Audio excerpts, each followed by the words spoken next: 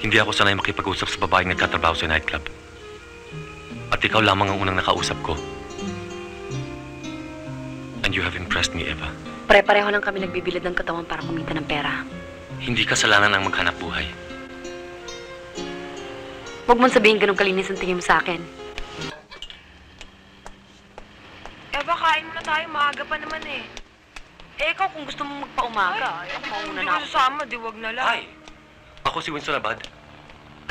Hi! Ako si Hannah Ray Reyes yun eh. Pinaikli ko lang. Eh, ikaw, ano pangalan mo? Dom Romero. Hi. Excuse me. Hatid na namin kayo. May taxi na kami. Hatid na namin kayong dalawa. Hindi. Ako sa Espanya nakatira. Si Eva sa... Sana. Pwede bang dumalaw sa bahay mo? I'm sorry, Mr. Abad, pero pag nasa bahay ako, gusto kong makalimutan ang hanap buhay na to. Gusto ko tang makausap uli. Ayaw mo lang matable, ayaw mo lang padalaw sa bahay. At lalo namang ayaw ko sa kalye, Mr. Abad. Eh, paano ngayon? Oo nga naman. Eh, gusto niyo lang naman makipagkilala, hindi ba? Pues magkakilala na tayo. Good night. Good morning na, Eva. Bye-bye. Allow me.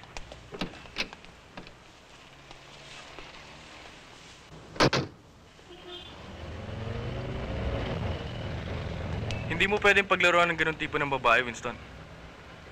At bakit ko siya paglalaruan? Para wag kang tatawa. Tinamaan ako. Matindi. Ma, birthday ni Dom. Nag-blow out. Kumain kami, uminom. Inumaga? Isinama ka na naman niya sa kalokohan? Ma, hindi na ako bata. Nasunod ko lang lahat ng gusto nyo. Tapos na ako mag-aral. Namamahala pa ako ng isang kumpanya natin. Nasa poder pa kita. Huwag niyo akong sumpatan.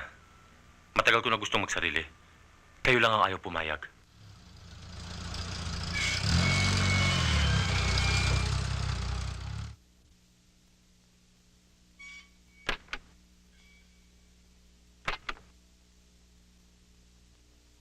Isang gabi ka lang sumama sa dom na yon.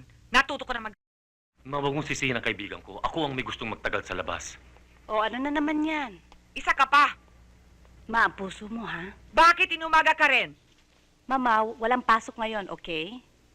At saka, kagabi, nag-overtime kami ni Chris. You know naman, we're working like a dog.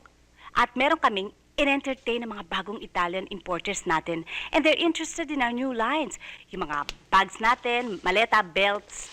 At pati ba naman yung mga ginagawa nating mga bagong damit, they're also interested. Kaya milyon-milyon pera ang papasok namin sa kumpanya. So don't worry. You know naman, we're only working just for you. Kaya huwag mo naman kaming pagalitan. Yan kasing kapatid mo eh.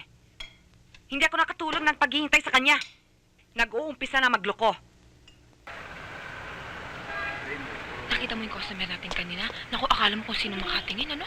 Kainis? Baka naman nauna na siya kay Hannah. Tana. Maghintay pa tayo sandali, pare. Yan ang taxi, eh. Eva? Kayo na naman? Yatid na kita? No, thank you. Hindi ako masamang tao. Eva, please. Mr. Abad, wala akong sinasamahang lalaki, kahit na sino. Hindi naman kita isasama kahit saan. Ihatid kita sa bahay niyo. Eva, gusto ko lang makipagkaibigan sa'yo. Madalas na ako makarinig ng ganyan. Iba kami ni Dom sa mga unang lumapit sa'yo. Ako, Eva, kaiba ako. Kagabi lang ako pumasok sa nightclub na ito. At saka ngayong gabi. Dahil sa'yo. Hindi ako sanay makipag-usap sa babaeng nagtatrabaho sa nightclub. At ikaw lamang ang unang nakausap ko. And you have impressed me, Eva. Pare-pareho lang kami nagbibilad ng katawan para kumita ng pera. Hindi kasalanan ang maghanap buhay. Huwag mong sabihin ganun kalinis ang tingin mo sa akin. Eva, alam ko kaiba ka. Ang totoo niyan, ngayon lang ako humanga ng ganito sa isang babae. Kung nagdududa ka, wala pa akong pananagutan sa buhay.